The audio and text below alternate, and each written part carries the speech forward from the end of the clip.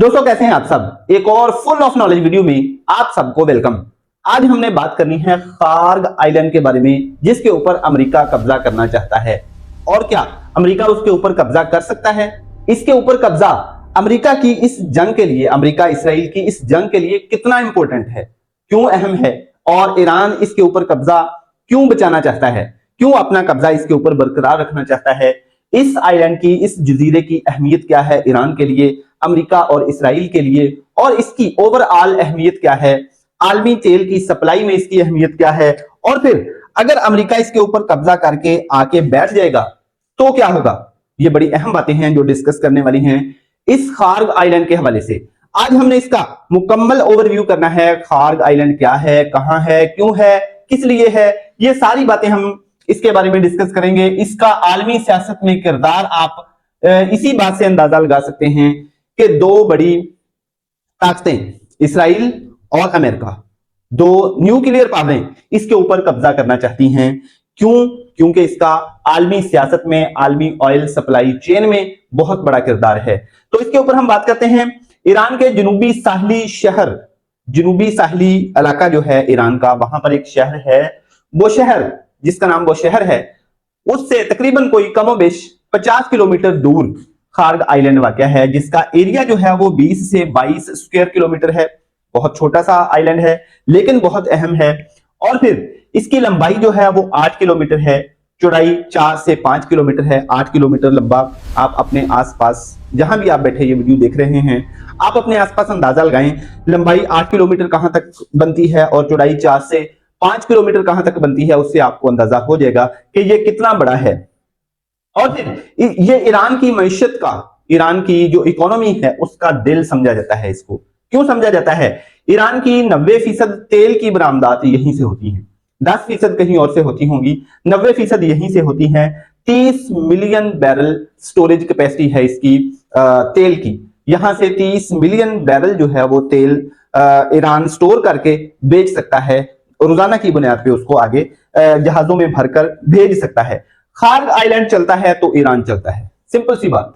Kharg island चलता है तो ईरान चलता है, क्योंकि ईरान की इकोनॉमी जो है वो कमोबेश $1.5 मिलियन से ज्यादा रोजाना ईरान यहां से कमाता है। और दुनिया की एनर्जी की सप्लाई में इसका बहुत बड़ा रोल है। दुनिया की एनर्जी की सप्लाई जो है वो यहीं से तेल भर के जाता है और फिर आबनाए हुर्मुज में से गुजरता है। ये आप नक्शे पे देख सकते हैं, यहीं से तेल के जहाज लोड होकर आबनाए हुर्मुज में से गुजर कर जाते हैं। तो ईरान का आबनाए हुर्मुज पे कंट्रोल और इस खार्ग आइलैंड पे कंट्रोल, ये बहुत इंपॉर्टेंट है स्ट्रेटेजिक पॉइंट ऑफ व्यू से, वार पॉइंट ऑफ व्यू से। वार पॉइंट ऑफ व्यू से भी आजकल ये जजीरा बहुत इंपॉर्टेंट हो गया है।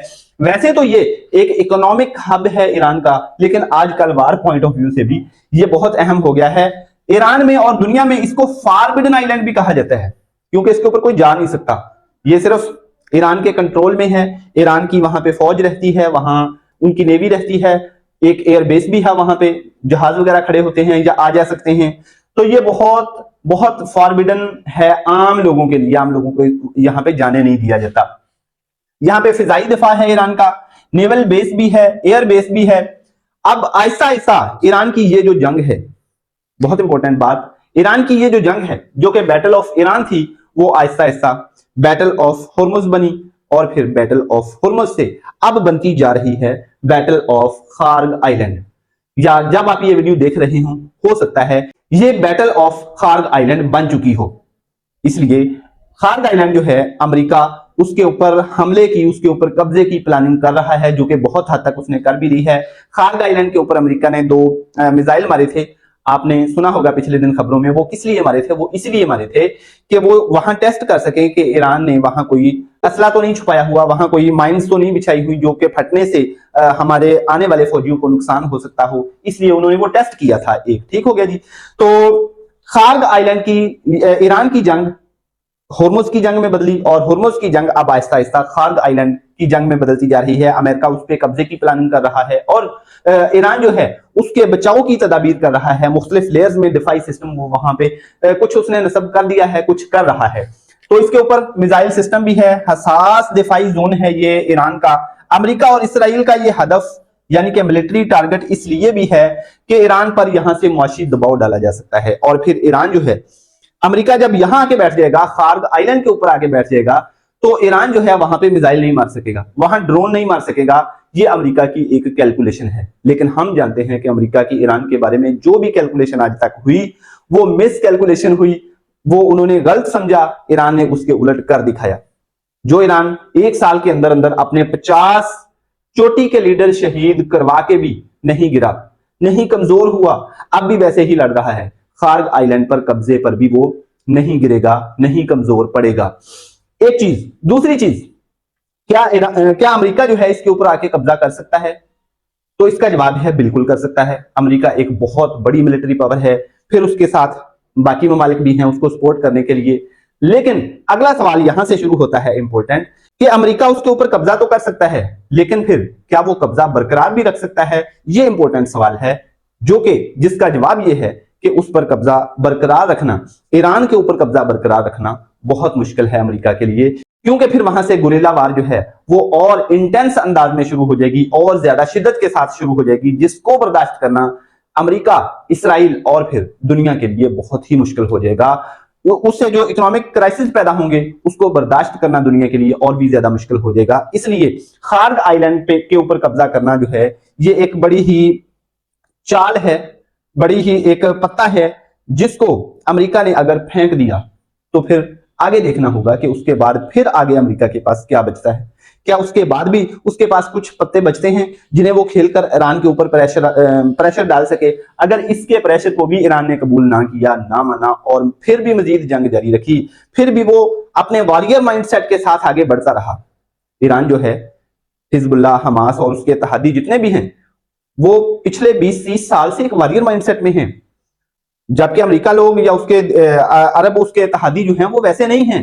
उन्होंने और तरह से अपने आप को डेवलप किया है, ईरान ने और उसके तहादियों ने और तरह से अपने आप को डेवलप किया है। वो एक वॉरियर माइंडसेट के साथ बैठे हुए हैं। अगर उन्होंने अपने सुप्रीम लीडर और बहुत बड़े बड़े लीडर्स शहीद करवा के प्रेशर नहीं लिया, आपने हुर्मुज़ को बंद कर दिया, प्रेशर नहीं लिया, क्या खार्ग आइलैंड जो है इसके ऊपर कब्जे का वो प्रेशर लेंगे? और क्या वहां क्या गारंटी है कि वहां वो मिसाइल नहीं मारेंगे अमेरिकियों के ऊपर? इस बात की कोई गारंटी नहीं है। ईरान अपने बड़े से बड़े नुकसान करवा चुका है, इसलिए अब मजीद नुकसान जो आने वाले हैं उनको वो बर्दाश्त करने के लिए बैठा है। उसने इस बात का प्रेशर नहीं लेना। ईरान अपनी ये प्लानिंग कर चुका है कि वो कोई भी नुकसान बर्दाश्त कर लेगा, लेकिन अब यहां अमेरिकियों को बर्दाश्त नहीं करेगा।